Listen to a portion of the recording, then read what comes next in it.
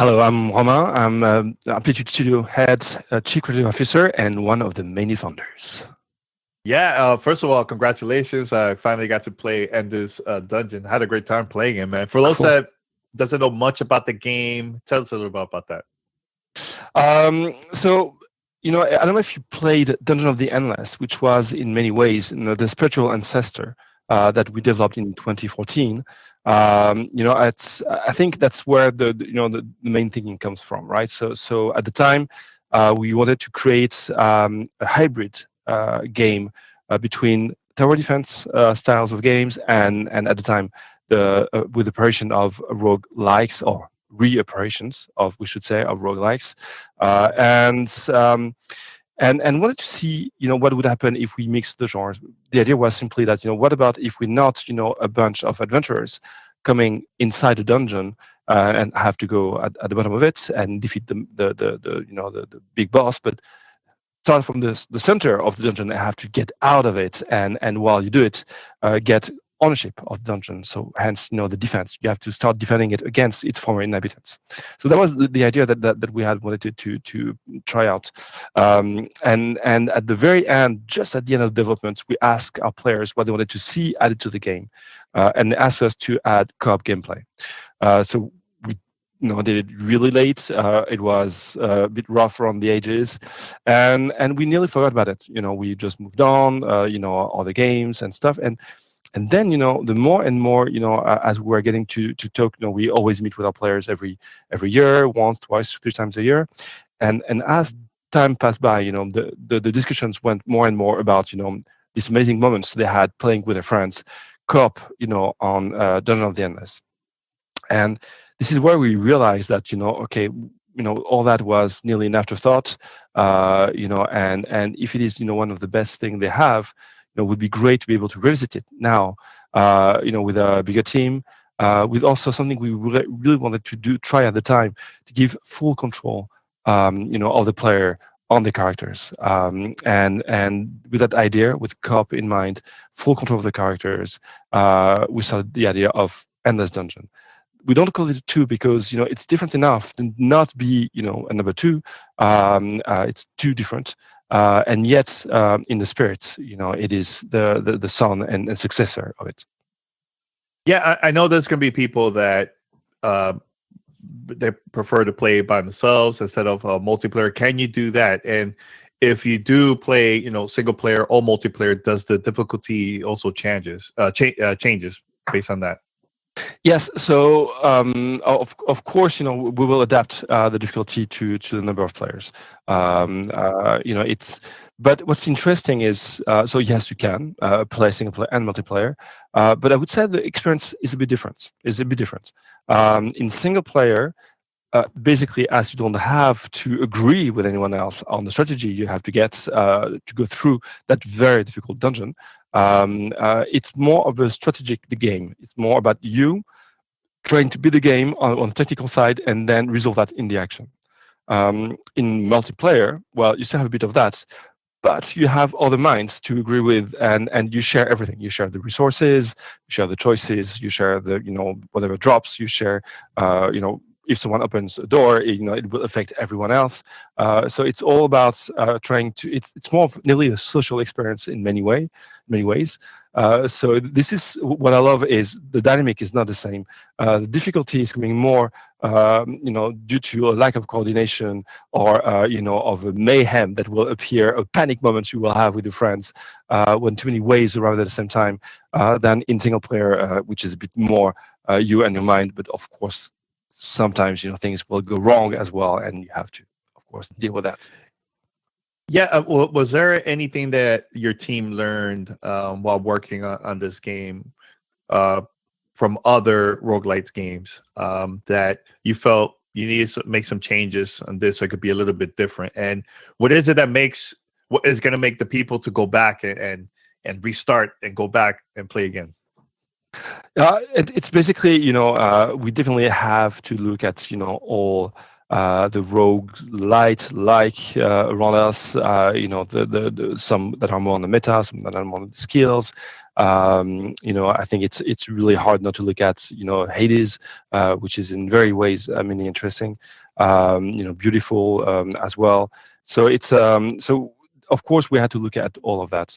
One thing for us which was very new is that's character control. It's we're coming from 4X, we're coming from tactics strategy, where we used to be a bit more distant from the characters. So that was one of the first challenge we had to handle. And for me, the idea was, okay, we should be able to have fun just shooting at a wall. If you can just have a great gun and have a good time shooting at a wall, then you have your control. So it took us a while, and I think we are there. And basically the feeling, the visuals was, of course, a huge challenge. So yes, we did learn a lot, but from the others about I think storytelling, how to tell a story through meta. Of course, on the roguelites, to make sure that death is just a passage, it's just a moment. It's not the end of anything. Or merely the beginning. It's so I think that is it is how I think in many ways we also evolved from a more roguelike genre as we were to a roguelite, and meta is essential there. Yeah, like for me, when I play a game like that, what the thing that makes me want to go back is, of course, I know you mentioned about the story, but also weapons or just new locations you unlock. I was playing the game earlier, and I just love the interactions between the characters. Tell us a little bit about that, about the characters in the game, things that we're going to be available to unlock while every time we play the game. So basically, you will start with only 3 characters, out of 8. So it's and then you have to unlock new characters as you play the game. All the characters are all unique. They all have their own play styles. Some are more about healing, others they are more about towers, others are more about defense, others are more about just damage, other form of support and buffs. So all of them, they have their own huge play style. And what's cool is like when you play 3 characters, whether this is solo or multi, you will definitely think about what dynamic do you want to give my group. So that's one. So then, of course, as you unlock the characters, you will want also to improve your characters. From run to run, you can decide to improve your actual characters. You can improve weapons, weapons that will drop back in the dungeons, and of course to make sure you have better weapons on that model that will be available each time. You can unlock elements, of course, in the storyline, elements in the saloon where you meet again, with your mates after each run, when you just always, come back to life like anyone else, to have another drink. You can unlock drinks that will beverages, we should say, that will change, the dynamic a lot of the actual dungeons. So the rules will change if you change beverage, which is quite cool. So it's I think it's interesting to see not only you can finish the game certain way, but you can finish the game in many different game styles. So just by changing the rules. So which is it's quite cool. So it's nearly endless. Finishing the game is just one thing you will do, and now you will try to do it with different aspects.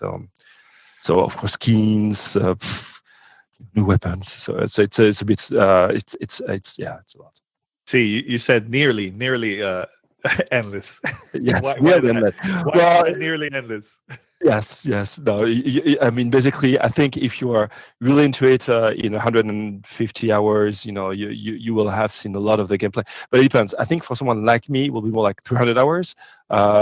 Maybe you'll be better than me, and with 150 hours, you should have a lot of the content. Yeah, I can see this game being really, really addicted. I play a lot of Dead Cells, and I know you mentioned Hades. I can see myself playing this for a very, very long time. Now, for those that want to get the game, if this is only going to be available on PC, are we going to see this also on consoles too? No, it was on consoles. What happened? Consoles as well, yes. At PC and consoles? consoles. I think when we it's the first time when we worked on an Amplitude game that we decided to work with consoles in mind from the beginning. I'm sure it would be a console game at first, because when you go direct control, doesn't make any sense not to go on consoles. So yes, yeah. So PlayStations, Xbox, and PC, definitely. Yeah, and it plays really good on controls. I haven't tried mouse and keyboard. I prefer controls, but are we also going to see crossplay for this one? So not at the release. We wanted just to focus to make sure like it works well, with each platform. It's a bit of a hurdle to to make that work. So first, let's see how it works within each platforms, and then we'll take it from there. But it's not impossible if the players ask for it.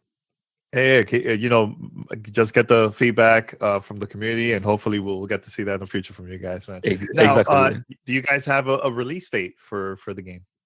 I think I'll try to avoid that question for now. For me, it's so